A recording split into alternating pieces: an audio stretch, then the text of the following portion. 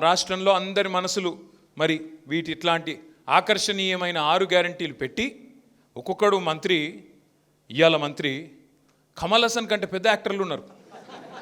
ఆయన ఒక ఆయన ఉన్నాడు డిప్యూటీ సీఎం.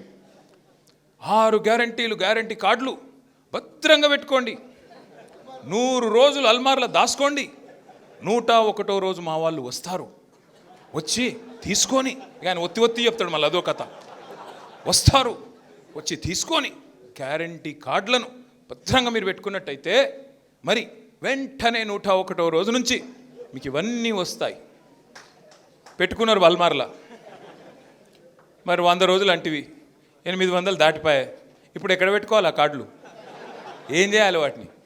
అంటే ఏమైందంటే ఈరోజు పరిస్థితి విచిత్రమైన పరిస్థితి. సరే ఇవన్నీ చెప్పిండు, అధికారంలోకి వచ్చి రాగానే మళ్ళీ మనం కట్టిన సెక్రటరియట్లనే కూర్చుంటాడు, ఇక పక్కన కమాండ్ కంట్రోల్ సెంటర్లో కూర్చుంటాడు, లేదు అంటే మళ్ళా ఆ ప్రగతి భవన్లే ఉంటాడు. ఏందా మరి ఏం సంగతి, మరి ఎప్పటి నుంచి 100 రోజులు అంటివి కదా, ఏమాయంటే ఒకటే ఇక డైలాగ్, ఏం చేయాలి, నేను ఇక్కడ లంకె బిందెలు ఉంటాయనుకొని వచ్చినా, లేవు, ఏం చేయాలి? ఏమనంటే సొంత రాష్ట్రాన్ని దివాలా తీసింది రాష్ట్రం, అప్పుల పాలైపోయింది, నన్ను కోస్తే కూడా పైస రాదంటాడు. కోసుక తినేందుకు నువ్వేమన్నా సేపువా, జామకాయవా, ఓ పుచ్చిపోయిన పుచ్చకాయ నువ్వు ఆదాట, ఇంకా దాన్ని నన్ను కోసిన పైసలు లేవు.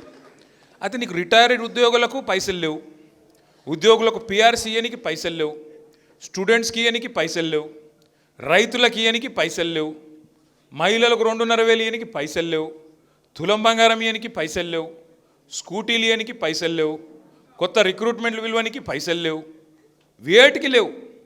కానీ మూసీ కోసం మాత్రం 1,50,000 కోట్లు ఉన్నాయి. వెనకటికి ఎవడో చెప్పిండు, మింగ మెతుకులేదు కానీ మీసాలకు సంపెంగ నూనెనట. మింగనికి మెతుకులేదు, కోస్తే పైసలు రాదంటాడు, ఢిల్లీ పోతే నన్ను దొంగను చూసినట్టు చూస్తారంటాడు.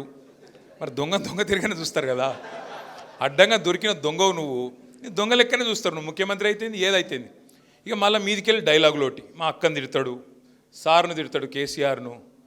ఎట్లా అంటే ఈయన మాటలు వింటుంటే నాకు గమ్మత్ అనిపిస్తుంది. రేవంత్ రెడ్డి మాట్లాడితే ఏదైనా కొద్దిగా హైట్కి తగ్గ మాటలు మాట్లాడాలి.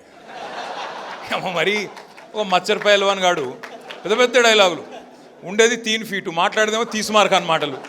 అరే హైట్కి తగ్గ డైలాగులు కొట్టాలి, కొద్దిగా చూసుకోవాలి.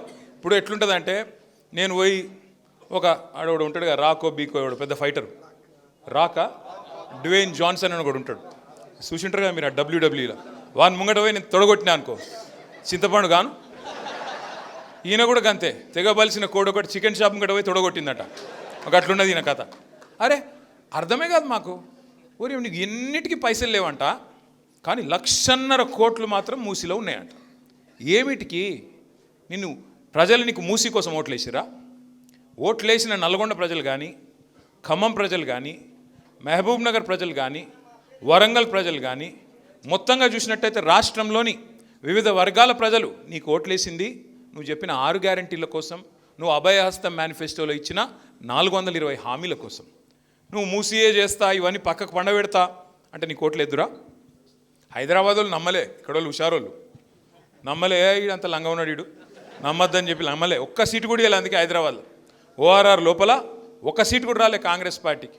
ఇక పాపం ఊర్లలో నమ్మిండ్రు, ఏమో అంటుండు కదా, కేసీఆర్ను 2 సార్లు చూసినాం కదా, ఒకసారి ఈయనను కూడా చూస్తాం, కాంగ్రెస్ కూడా చెప్తుంది కదా, ఒకసారి చూస్తాం అన్నట్టు ఓట్లేసారు.